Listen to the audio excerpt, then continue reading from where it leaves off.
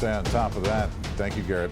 Tonight, a follow-up to an I-Team investigation that sent shockwaves across the Coachella Valley. News Channel 3 was first to report on a Palm Springs community reeling over a controversial land lease renewal offer made by the owner of the tribal land where their homes sit. The offer would more than double the rent for 24 homeowners and also comes with a $100,000 signing fee. Many homeowners say they simply cannot afford it. The deadline is now passed, so what happens next? Well, I-Team investigator Peter Dott is here, and he went back to Saddle Rock Estates and spoke with residents and the attorney for that tribal land. Peter, what did you find out? How is it going for each side here? Ooh, okay, it's contentious, John and Karen. When we first reported this story back in July, residents at Saddle Rock Estates were facing an ultimatum. Sign a new land lease deal by the end of 2025 or risk losing their homes when the current lease expires in 2042. So I went back to the community to see what residents decided and to put their fears directly to the landowner's attorney, who says the homeowners have no one to blame but themselves.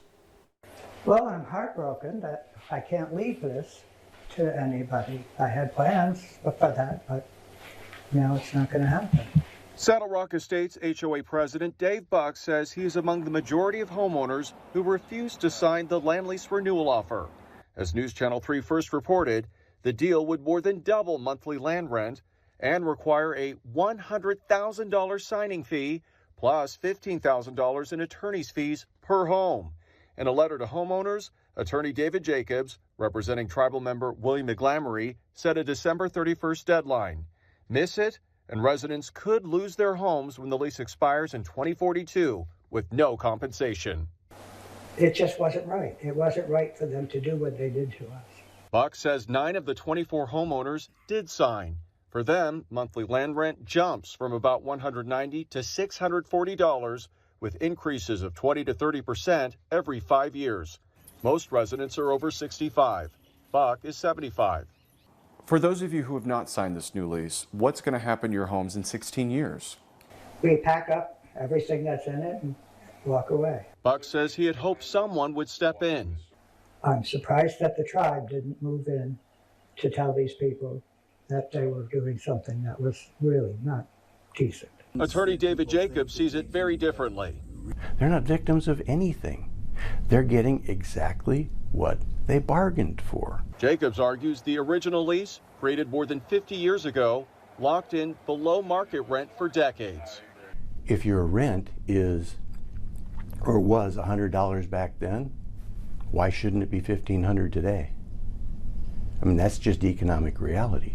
He points to a Bureau of Indian Affairs appraisal back in 2000, saying fair market rent was more than double what his client's father was paid, and says the HOA walked away from negotiations for years. You can't negotiate with people who are always walking away from the table. So we set the price, and this is the price. So you're saying the residents at Saddle Rock Estates are to blame for this situation? Well, derivatively, they elect their board, and their board has its president, and they've chosen not to engage in good faith negotiations. The HOA's attorney, Michelle McKee, disputes that claim. Writing to the BIA and Agua Caliente tribe, there have not been any written offers prior to the June offer that were rejected by the Saddle Rock Estates HOA. Adding, the HOA tried many times in good faith to engage with Mr. Jacobs, but those interactions did not result in any real offers. To say that it has been difficult to deal with Mr. Jacobs over the years is an understatement. She provided this email chain, which she says shows years of unanswered requests. She also questions the $15,000 per lease attorney fee included in the deal. $15,000 in attorney's fees. You're making a lot of money out of this.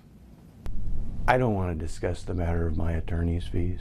Hi, Peter. Welcome to our home. This is the home my parents got over 40 years ago. They were the original owners. Retired teacher Lisa Lennis lives in the home her parents purchased more than 4 decades ago. She could not afford the new lease. I have an hourglass over my head every night that in 16 years, if I haven't sold this place in a couple of years and don't have the capital to go somewhere, I could be homeless. It's a terrible feeling.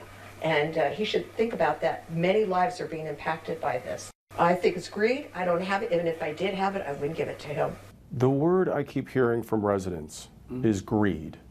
Is this greed? It's economic self-interest. And in 16 years, what happens to these people? Their leases expire. And they'll have to leave? Well, as a practical matter, what you're saying is there's a number of elderly people, they can't afford it. Chances are they won't be here. Do you have any sympathy at all for people who are fearful they're going to lose their homes in 16 years? I have sympathy for anyone who doesn't understand a deal that they make. Lennis believes this could backfire for the landowner in the long run. And you're going to sit here with a lot of empty homes because we had to all vacate and a lot of people that aren't willing to buy. So it's all going to, karma, honey, it's all going to come back. And trust me, it will. So you think this will end up costing him in the long run? Oh, absolutely, 100%. And in 16 years, if the other half don't sign this and they walk away from their homes, won't this hurt your client financially in the long run? He's going to be losing out on a lot of money. That won't happen. Why not? My client's been losing money in this for over 20 years. What difference does it make?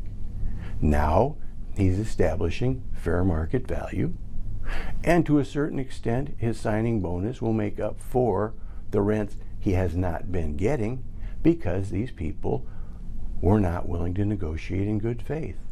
Is there any hope that some sort of an agreement can be reached with these residents? You don't keep walking into negotiations only to get hit upside the head and saying we'll walk away. So no, we established the price. And that's what it is. So Dave, if the landowner is watching this story, what do you want to say to them?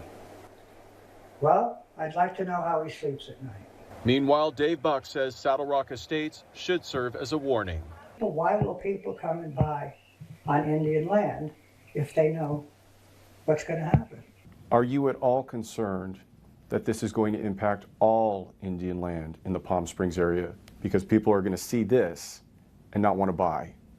That impact will be that people who have existing leases on tribal land know that if your lease is getting around 35 years, you better get to the table.